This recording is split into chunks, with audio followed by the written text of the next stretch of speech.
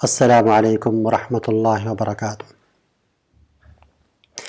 جس طرح قرآن زندگی کے ہر شعبے میں ہماری رہنمائی کرتا ہے اور اس کے اوامر کا ہم اتباع کرتے ہیں اور اس کے نواہی جن کاموں سے منع کیا ہے ہم اس سے رک جاتے ہیں، تو اس کی دلیل یہ ہوتی ہے کہ قرآن ہمارے پاس اللہ کی طرف سے دیا ہوا حکم نامہ موجود ہے، اس کی ہدایت موجود ہے، جس کی روشنی میں ہم اپنی زندگی کو ڈھالتے ہیں۔ ہم جن جن امور کو سر انجام دیتے ہیں اس کا ہمیں حکم دیا گیا اس قرآن کے اندر، اور جن جن امور سے روکا گیا ہے اس سے منع فرمایا گیا ہے ان کے اندر۔ تو قرآن سب سے پہلے ہمارا اولین مآخذ دین ہے۔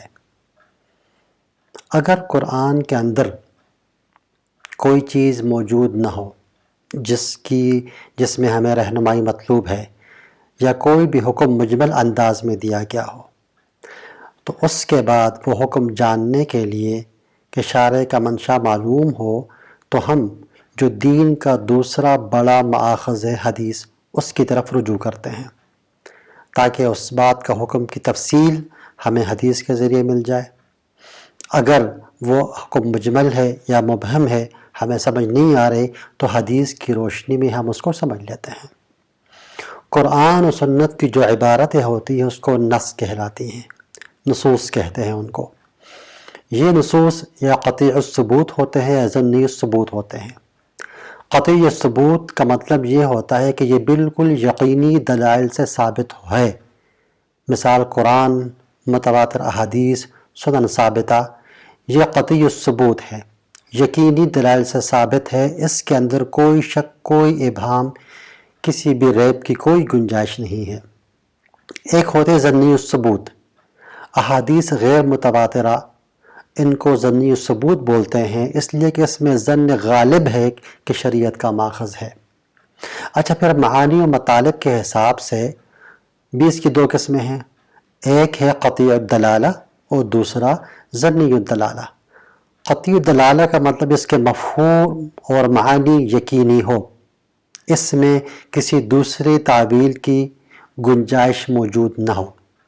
اس کی مثال واقعی الصلاۃ، نماز کی فرضیت ہے، حرمت علیکم امہاتکم، جن جن رشتوں سے نکاح کی حرمت ہے سورہ نساء کے اندر بیان کر دی گئی ہے۔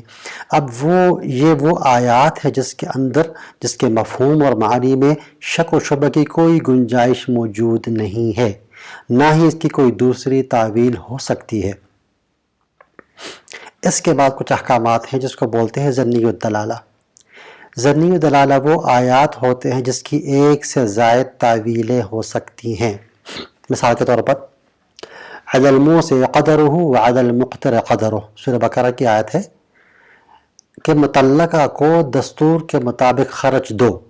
اب یہ خرچ جو شوہر دے گا جس نے طلاق دی ہے خاتون کو، اس کی اپنی قدرت، اس کی اپنی صلاحیت، ٹھیک ہے، اس کے مطابق دے گا۔ اگر وہ مالدار ہے، اس کے پاس پیسہ زیادہ ہے، تو وہ اس کے مطابق اس کو خرچ ادا کرے گا، اور اس کے مقابلے میں اگر کوئی تنگ دست ہے، اس کو مالی مشکلات کا سامنا ہے، تو وہ اپنی حیثیت کے مطابق دے گا۔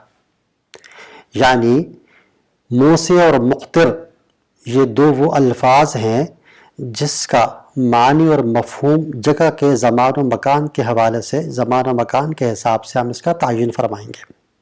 آدمی بہت زیادہ مالدار ہے، مثال کے طور پر پیرس کے اندر رہ رہا ہے، تو پیرس کے اندر اگر وہ رہ رہا ہے اور مالی پوزیشن بہت اچھی ہے، تو ظاہر ہے اس کا جو خرچ ہوگا، جو دے گا اپنی مطلقہ بیگم کو، تو وہ الگ ہوگا بنسبت اس آدمی کے جو تنگ دست ماحول میں، غریب ماحول میں ہے، تو اس کی اتنی استطاعت نہیں ہے، تو وہ اپنی استطاعت کے مطابق ہی ادا کرے گا۔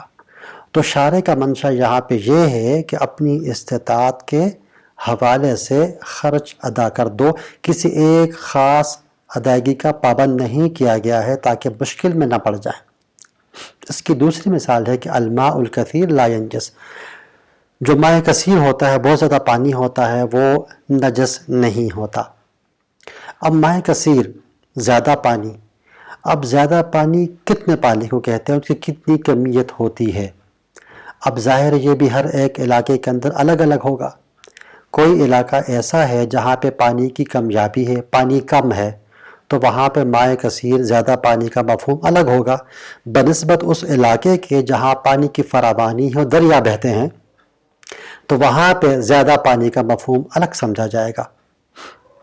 امام ابو حنیفہ کے نزدیک بڑا تالاب جس میں 10,000 مٹکے آ جائیں وہ مائع کثیر کہلاتا ہے، کیونکہ وہاں بغداد میں تھے، وہاں پہ فرات دجلہ دریا بہتے ہیں، پانی کی فراوانی ہے. اس کے مقابلے میں مالک جو مدینے میں وہ کہتے ہیں کہ گھروں میں رکھنے والے پانی کے 2 مٹکے یہ مائع کثیر کہلاتے ہیں. تو بتانے کا مقصد یہ ہوتا ہے کہ شاعری کی منشا یہ ہوتی ہے کہ زمان و مکان کے حساب سے لوگ ان الفاظ کے معنی متعین کر دیں. صحت و قبول کے اعتبار سے شاہ ولی اللہ کے نزدیک کتب احادیث کے 3 درجے ہیں. شاہ ولی اللہ کے مطابق پہلے درجے کی جو کتب ہیں اس میں موطا امام مالک، صحیح بخاری اور صحیح مسلم، یہ 3 کتابیں ہیں.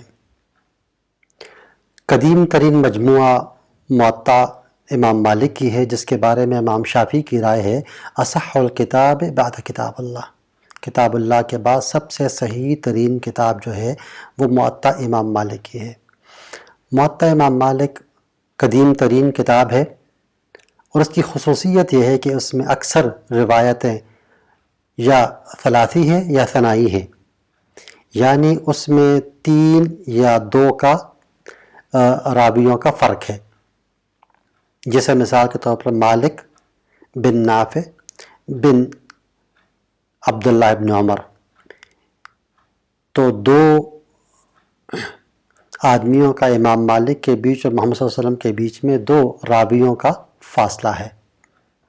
اکثر احادیث ثنائی یا ثلاثی ہے جیسا کہ میں نے بتایا ہے، تو اس کی بہت بڑی خاصیت ہے کہ اس کی سند عالی السند کہلاتی ہیں. جتنے محمد صلی اللہ علیہ وسلم کے اور راوی کے بیچ میں روات کی تعداد کم ہوگی وہ سند عالی سند کہلاتی ہیں اور وہ اتنی ہی زیادہ اہم ہوتی ہیں. اکثریت یہ بھی کہتی ہے کہ صحیح بخاری اصح الکتاب بعد کتاب اللہ ہے اور اس میں بھی حدیث کا گہرا علم ہے، اور صحیح ترین احادیث جو صحت و قبول کے اعتبار سے صحیح ترین ہے اس کے اندر جمع کر دی گئی ہیں، اور اس کے اندر تعلیقات بھی امام بخاری لے کے آئے ہیں. یعنی صحیح احادیث کی تائید میں صحابہ کرام کے اقوال اور دوسری احادیث بھی لے کے آئے ہیں اس کی تائید کرنے کے لیے. تیسرے نمبر پہ ہے صحیح مسلم، جس کو اہل مغاربہ یعنی مغرب کے رہنے والے لوگ، مغرب سے مراد الجزائر، تیونس، اسپین، یہ ممالک ہیں جو کہ اسلامی ملک کے مغرب کی سمت رہتے ہیں، تو اہل مغاربہ کہلاتے ہیں. تو وہ کہتے ہیں کہ صحیح مسلم جو ہے اصح الکتاب بعد کتاب اللہ ہے. خلاصہ کلام کا یہ ہے کہ شاہ ولی اللہ کے نزدیک پہلے درجے کی اعلیٰ ترین کتابیں، روایت و سند کے اعتبار سے بہترین اور معیاری کتابیں، اور صحت و قبول کے اعتبار سے اس میں ہم مکمل طور پر اعتبار کر سکتے ہیں، وہ 3 کتابیں موطا امام مالک، صحیح بخاری، صحیح مسلم. دوسری کیٹیگری کے اندر جامع ترمذی، سنن ابی داود، سنن نسائی اور مسند امام احمد، یہ 4 کتب احادیث ہیں. بلا شبہ محدثین نے بہت غور و فکر کے ساتھ اور انتہائی جافشانی اور محنت کے ساتھ، انتہائی لگن کے ساتھ احادیث جمع کی ہے، ان کی جانچ پرکھ کی ہے اور اس کے بعد اپنی کتب کے اندر اس کو لے کے آئے ہیں.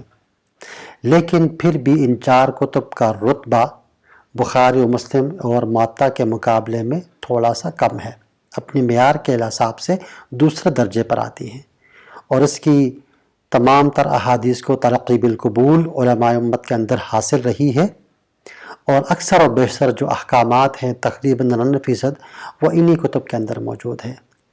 تیسرے درجے پر کتابیں ہیں جن میں ضعیف اور موضوع روایتیں موجود ہیں، مجہول راوی بہت زیادہ ہیں، تو صرف اہل علم ہی ان کتابوں سے استفادہ کر سکتے ہیں اور اس کی جانچ پرکھ کر کے اس کے اندر سے صحیح احادیث نکال سکتے ہیں اور استفادہ کر سکتے ہیں. ایک عام آدمی کے لیے ان کتابوں سے استفادہ کرنا بہت مشکل ہے. پھر ہم بات کرتے ہیں حجیت سنت کی. جس طرح قرآن ہمیں احکامات دیتا ہے اور ہمارے سامنے حجت ہے، اسی طرح حدیث بھی، اور اس کی مثال خود قرآن کریم کے اندر ہی ہے کہ رسول یتلو علیہم آیات ہی، یعنی اللہ کی آیات یعنی قرآن مجید کی تلاوت کرتے ہیں، وَيُزَكِّيهِمْ وَيُعَلِّمُهُمُ الْكِتَابَ وَالْحِكْمَةَ، اور یہ تین کام قرآن کی تعلیم دینے کے علاوہ نبی محمد صلی اللہ علیہ وسلم کی ذمہ داری ہے کہ وہ امت کو دیں۔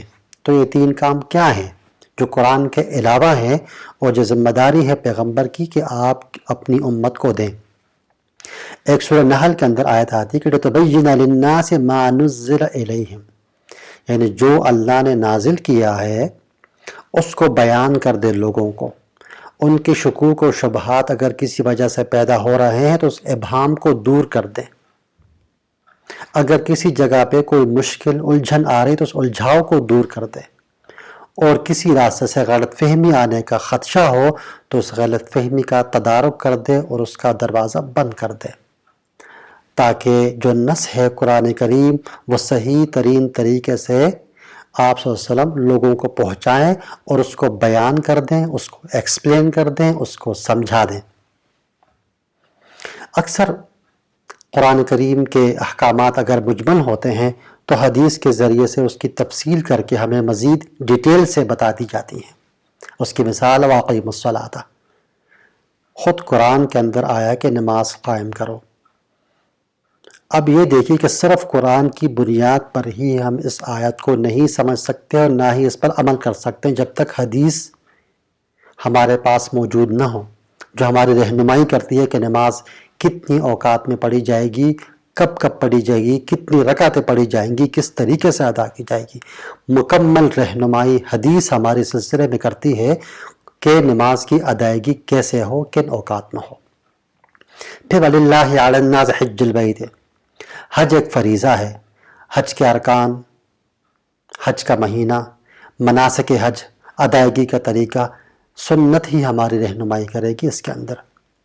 اسی طرح خُذْ مِنْ أَمْوَالِهِمْ صَدَقَةً، اس کی رہنمائی، وَأَنْتُمْ عَاكِفُونَ فِي الْمَسَاجِدِ، غرضی کے بہت سارے آیات ایسی ہیں جس میں حدیث کی روشنی کے بغیر سنت کی غیر موجودگی میں اس کو سمجھنا ناممکن ہے، اور نہ ہی ان احکامات پر ہم عمل کر سکتے ہیں جب تک سنت ہمیں بتا نہ دے، ہماری رہنمائی نہ کر دے۔